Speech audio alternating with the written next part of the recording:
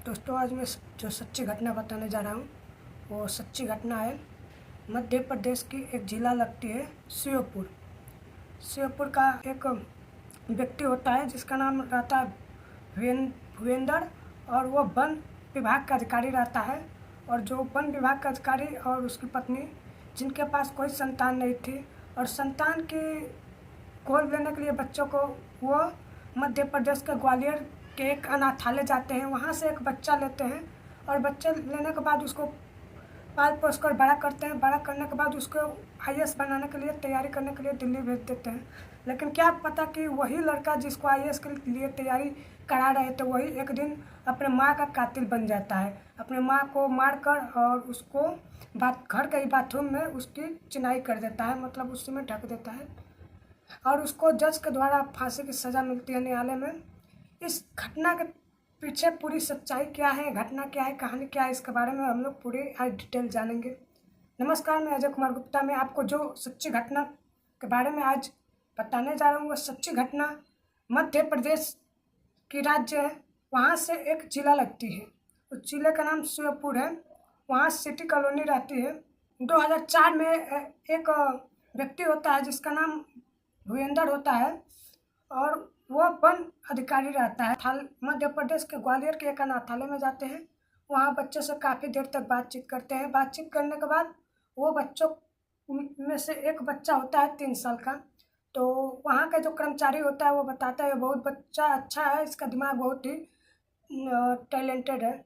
वो लड़कों को देखते हैं, लड़का भी अच्छा था, इसलिए वो लोग जो भी कागजी प्रक्रिया होती है वो लोग पूरा कर कर वो बच्चों को गोद ले लेते हैं। धीरे धीरे समय बीतती जाती है। बच्चा पढ़ने में बहुत तेज था। उसकी 10th क्लास में 90+ परसेंटेज आए थे और 12 में 94+ परसेंटेज आए थे।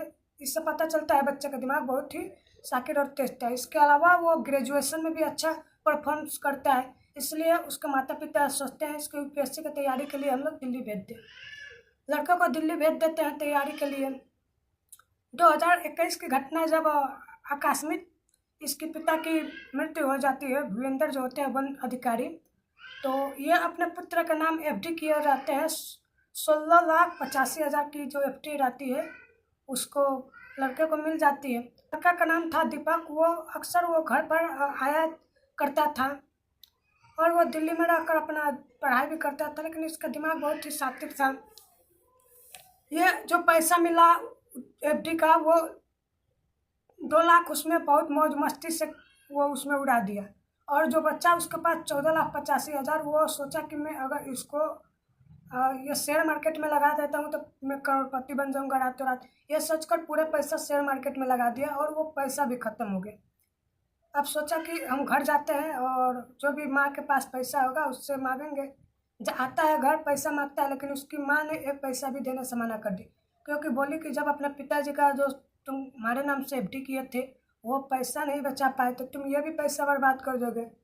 अब लड़के और माँ के बीच में आपस में हमेशा झगड़ा होने लगता है। झगड़ा इस कदर होने लगता है कि वो दोनों घर, एक ही घर था लेकिन अलग अलग किचन बन गया। माँ अपनी अलग खाना बनाती थी, लड़का अपनी अलग खाना बनाता था।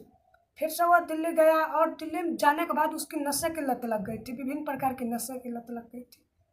वो फ़ोन से बात किया माँ को कि हमको पैसा की ज़रूरत है, लेकिन वो पैसा देने से इनकार कर दी। वो घर आया, माँ को देखा और बातचीत किया इसके बारे में, लेकिन इनकार कर दी पैसे देने से। वो अगले दिन सुबह उसकी जब माँ छत पर गई थी पूजा के लिए, तो वो वहीं से धक्का मारकर उसे सीढ़ी के नीचे गिरा देता है। उसके बाद रड लेता है और ताबड़तोड़ मारकर उनकी हत्या कर बाथरूम होता है वहीं पर चिनाई कर उसको पैक कर देता है। अब लड़का सोचता है कि आखिर कोई पूछेगा तो मैं बहाना क्या बनाऊंगा। वो अभी इस कदर हुआ कि घर के सारे ताले बंद कर दिए। ताले बंद करने के बाद वो जाकर घर से पूछा कि आपने मेरी माँ को देखा है? तो सभी से यही बात पूछ रहा था कि हम हमारे माँ को देखा है। मतलब इस कदर से वो बहाना बना रहा था कि कोई की जानकारी न पड़े। वो पूछ रहा था कि तुम्हारी माँ कहाँ है? तो वो बोल रहा था कि माँ बोली थी मंदिर जा रही हूँ और वो अभी तक आई नहीं मंदिर से। ये बहाना सबसे जो व्यक्ति मिलता था उनसे अलग अलग टाइप से बहाना बनाता था। फिर अगले दिन अपने मामा का घर गया, सारी कहानी बताई कि मेरी माँ नहीं मिल रही है। तो उसके अगले दिन उसके जो एक पड़ोस का मतलब चचेरा भाई होता है, और उसके मामा जाकर थाना में रिपोर्ट लिखवाते हैं कि ये इसकी माँ नहीं मिलती है। लेकिन उसका जो चचेरा भाई था वो देखता है कि उससे जब वो उसका मोबाइल मांगता है, मोबाइल भी नहीं देता है। उसका मामा उसका जब घर पर गए थे तो देखे थे कि सारे रूम का ताला बंद था। तो वो पूछे थे कि आखिर ये रूम क्यों बंद है, तो वो बोला था कि माँ ने चाबी रखी थी।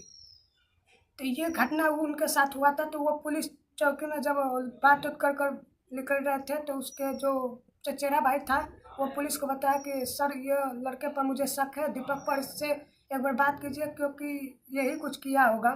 तो वो सच्चो बोलता है वो अपने माँ के साथ ऐसा कैसे कर सकता है। तो वही कहानी बताता है कि सर इसके घर के सारे दरवाजे बंद थे, अगले दिन गए तो खुला हुआ था और बोल रहा था कि मेरे माँ के पास चाबी था। तो एक ही रात में कैसे ये चाबी बन सकता है। तो इस चीज़ों पर उसको शक होती है और शक होने के उपरांत वो जब जाते हैं और वहाँ पर पुलिस और उसे दीपक को जो होता है उसके लड़के को पकड़ कर पूछताछ करती है सख्ती से। तो वो पूरी कहानी बयां कर देता है। मई 2024 की घटना होती है और इसको जो जिला न्यायालय जज होता है इसको मौत की सज़ा सुनाती है। बोलते हैं कि इसको तब तक फांसी पर लटकाओ जब तक इसकी प्राण न निकल जाए। तो ये घटना को सुनाने का उद्देश्य मेरे को किसी का दिल दुखाना नहीं है, किसी को परेशान करना नहीं है, लेकिन लोगों को जागरूक करना है, सावधान करना है, सचेत करना है। आखिर किस तरह एक गोद लिए हुए बालक इतने पढ़ाई लिखाए, लेकिन यहाँ पर माँ बाप की कोई कमी नहीं थी, क्योंकि जिस प्रकार बच्चे का प्रदर्शन था स्कूल इंटर ग्रेजुएशन में उस प्रकार माँ बाप की कोई इसमें गलती नहीं थी।